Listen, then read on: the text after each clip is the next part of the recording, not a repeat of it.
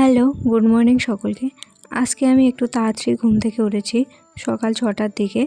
আর আজকের পরিবেশটা ছিল ভীষণই সুন্দর। আর কাল রাত্রিবেলা এতটা পরিমাণে শিলাবৃষ্টি হয়েছিল যে কি বলি আর তোমাদের। তবে রাত্রেবেলা বৃষ্টি হলেও দিনের বেলা কিন্তু রোদ ঝলমলে ভীষণ ভালোই ছিল দিনটা। আর ঘুম থেকে উঠে আমি সময় নষ্ট না করে তাড়াতাড়ি করে বই নিয়ে বসে পড়েছি, কারণ এখন আর আলসেমি করার মতো সময় নেই। আমি বুঝতে পারছিলাম না কি পড়বো, কোনটা থেকে শুরু করব। তাই ভাবলাম বায়োলজির কিছু এমসিকিউ প্র্যাকটিস করি। পরীক্ষা তো চলেই এসেছে, আর মাত্র কয়েকটা দিন বাকি। তো এই কটা দিন আমার মনে হয় খুব ভালো করে পরিশ্রম করতে হবে, কারণ এখন যদি আমি ভালোভাবে পরিশ্রম না করি হয়তো এবারও 25-এর মতোই হবে।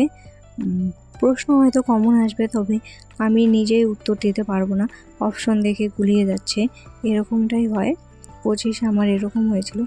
তো এরকমটা যাতে না হয় তার জন্য খুব ভালোভাবে পরিশ্রম করতে হবে, খুব ভালোভাবে পড়তে হবে, পড়াগুলোকে বারবার রিভিশন দিতে হবে, যেটা আমি এর আগের বার করিনি। তো সকালবেলা পড়াশোনা কমপ্লিট করে দুপুরবেলা আরও অনেক কাজ ছিল।